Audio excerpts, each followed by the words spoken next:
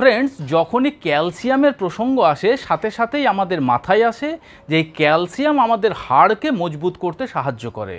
কিন্তু শুধুই কি হাড়, এর সাথে সাথে আমাদের দাঁত, আমাদের মাংসপেশি, আমাদের হৃৎপিণ্ড এবং আমাদের নার্ভ, এই প্রত্যেকটি অর্গান সঠিকভাবে কাজ করার জন্য কিন্তু ক্যালসিয়ামের যথেষ্ট দরকার। নমস্কার, আমি কৃষ্ণার্জুন মুখার্জি আর আপনারা দেখছেন আপনাদের ইউটিউব চ্যানেল হেলথক্রিপশন। আজকের ভিডিওতে আমরা আলোচনা করব যে একজন মানুষের শরীরে কি কি লক্ষণ প্রকট হলে সেই মানুষটি সন্দেহ করতে পারেন যে তার শরীরে ক্যালসিয়ামের ঘাটতি হয়েছে। আমরা জানব যে একজন মানুষের শরীরে ক্যালসিয়ামের ঘাটতি হওয়ার কারণ কি কি হতে পারে এবং তার সাথে সাথে এমন 5টি সুপার ফুডের বিষয়ে আজ আপনাদের সাথে আলোচনা করব যে সুপার ফুডগুলি আপনার শরীরে দুধের থেকেও কয়েক গুণ বেশি ক্যালসিয়াম দিতে সক্ষম। ক্যালসিয়ামের ঘাটতি হলে আমাদের হাড় দুর্বল হয়ে যায়, এটা মোটামুটি আমরা সকলেই জানি। হাড় দুর্বল হয়ে যাওয়ার ফলে আমাদের কোমরে ব্যথা হতে পারে, আমাদের ঘাড়ে ব্যথা হতে পারে, আমাদের মাংসপেশির মধ্যে ব্যথা অনুভব হতে পারে, আমাদের মাংসপেশি দুর্বল হয়ে যেতে পারে, আমাদের হার্টবিট বা হৃদস্পন্দন অত্যাধিক মাত্রাতে বৃদ্ধি পেতে পারে, আমাদের দাঁতের মধ্যে ক্ষয় শুরু হতে পারে, দাঁতের মধ্যে ক্যাভিটির মতন সমস্যা দেখতে পাওয়া যেতে পারে, নখের মধ্যে মুখমণ্ডলে সাদা ছোপ ছোপ দাগ পড়তে দেখতে পাওয়া যায়, নখ ভঙ্গুর হয়ে যায়, সবসময়তে একটা ক্লান্তি বা দুর্বলতা ভাব অনুভব হয়। এই লক্ষণগুলি দেখলে আপনি অবশ্যই সন্দেহ করবেন যে আপনার শরীরে ক্যালসিয়ামের ঘাটতি হয়েছে। তো চলুন এখন আমরা জেনে নেব যে একজন মানুষের শরীরে ক্যালসিয়ামের ঘাটতি হওয়ার কারণ কি হতে পারে। দেখুন, একজন মানুষের শরীরে যত পরিমাণে ক্যালসিয়াম থাকে তার 99% ক্যালসিয়াম কিন্তু তার হাড় এবং দাঁতের মধ্যে সংরক্ষিত থাকে।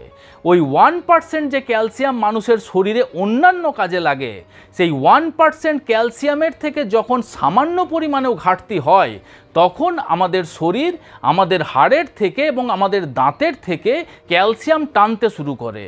আর সেই জন্যই ক্যালসিয়াম ডেফিসিয়েন্সি হলে সর্বপ্রথম আমাদের হাড় এবং আমাদের দাঁতের মধ্যে লক্ষণ প্রকট হয়। একজন সুস্থ স্বাভাবিক মানুষ বরাবরের মতো সে খাবার দাবার চালিয়ে যাওয়া সত্ত্বেও হঠাৎ করে তার শরীরে ক্যালসিয়ামের ডেফিসিয়েন্সি হওয়ার কারণ কি কি হতে পারে।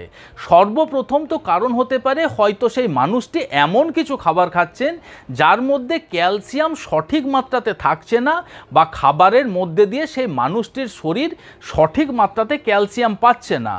এছাড়া বিভিন্ন কারণে আপনি ক্যালসিয়ামযুক্ত খাবার ভরপুর মাত্রাতে খাওয়া সত্ত্বেও সেই ক্যালসিয়াম আপনার শরীরে অ্যাবজর্ব না হতে পারে। আপনি যদি অত্যাধিক মাত্রাতে মদ্যপান করেন সেক্ষেত্রে আপনার শরীরে ক্যালসিয়ামের অ্যাবজর্পশন কমে যেতে পারে।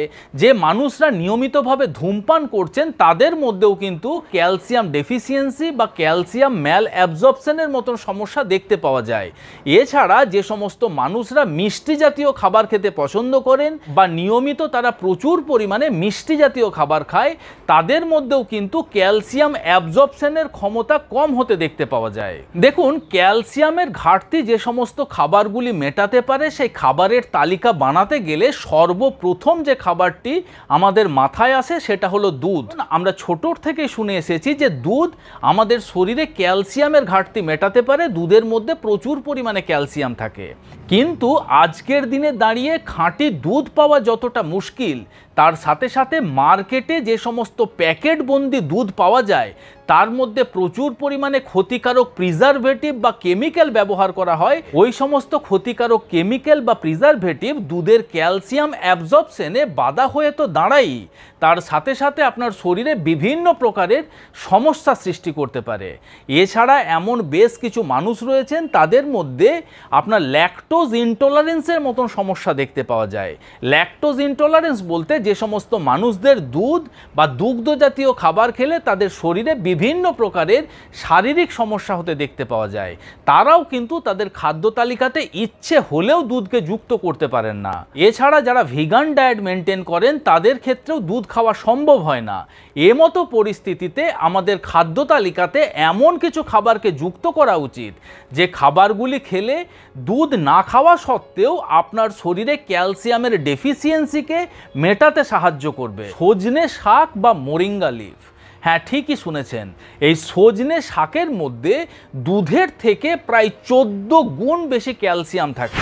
100 ml দুধের থেকে আপনি যদি 110 মিলিগ্রাম ক্যালসিয়াম পেতে পারেন, সেক্ষেত্রে 100 গ্রাম সজনে শাকের থেকে আপনি প্রায় 1443 মিলিগ্রাম ক্যালসিয়াম পেতে পারেন। অতএব 100 গ্রাম সজনে শাক যদি আপনি সারাদিনে খেতে পারেন, তাহলে সারাদিনে ক্যালসিয়ামের যে চাহিদা আপনার শরীরে, সেই চাহিদা কিন্তু অনায়াসে মিটে যেতে পারে। পরবর্তী যে খাবারটির কথা আপনাদের বলবো, যার মধ্যে দুধের থেকেও বেশি মাত্রাতে ক্যালসিয়াম থাকে, সেটি হলো পোস্ত। আপনি 1 গ্লাস দুধ খেলে তার থেকে যত পরিমাণ ক্যালসিয়াম পাবেন, সম পরিমাণ ক্যালসিয়াম মাত্র 2 চামচ পোস্ত আপনাকে দিতে পারে। অতএব আপনি অনুমান করতে পারছেন যে পোস্তর মধ্যে কত পরিমাণে ক্যালসিয়াম থাকে। তাই যদি আপনি ক্যালসিয়াম ডেফিসিয়েন্সির মতন সমস্যায় ভুগছেন, সেক্ষেত্রে পোস্তও কিন্তু আপনার খাদ্য তালিকায় যুক্ত করতে পারেন। তিল এমন এক ধরনের দানা শস্য, তার মধ্যেও প্রচুর পরিমাণে ক্যালসিয়াম থাকে। এই তিলের মধ্যে দুধের থেকেও প্রায় 10 গুণ বেশি ক্যালসিয়াম পাওয়া যায়। 100 ml দুধের থেকে আপনি যখন 110 মিলিগ্রাম ক্যালসিয়াম পাচ্ছেন, সেখানে 100 গ্রাম তিলের থেকে আপনি প্রায় 983 মিলিগ্রাম পর্যন্ত ক্যালসিয়াম পেতে পারেন। অতএব এটা আমরা বলতে পারি যে নিয়মিতভাবে যদি তিল আপনার খাদ্য তালিকায় যুক্ত করতে পারেন, সেক্ষেত্রে দুধ না খেলেও আপনার শরীরে কিন্তু ক্যালসিয়াম ডেফিসিয়েন্সির মতন সমস্যা সহজে দেখতে পাওয়া যায় না। সয়া চাঙ্ক বা সয়া বড়ি, যেটা আমরা চলতি ভাষাতে সয়াবিন বলে থাকি, তার থেকেও কিন্তু আপনি প্রচুর পরিমাণে ক্যালসিয়াম পেতে পারেন। এই সয়া চাঙ্কের মধ্যে আপনি দুধের থেকে প্রায় দ্বিগুণ বেশি ক্যালসিয়াম পেতে পারেন। 100 ml দুধের থেকে আপনি যখন 110 মিলিগ্রাম ক্যালসিয়াম পাচ্ছেন, 100 গ্রাম সয়া চাঙ্কের থেকে আপনি প্রায় 277 মিলিগ্রাম ক্যালসিয়াম পেতে পারেন।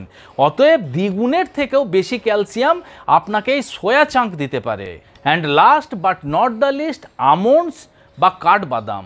দেখুন, আমন্ডের মধ্যে ভিটামিনস, মিনারেলস, প্রোটিন এগুলি তো ভরপুর মাত্রাতে রয়েছে প্রচুর পরিমাণে ওমেগা 3 ফ্যাটি অ্যাসিড।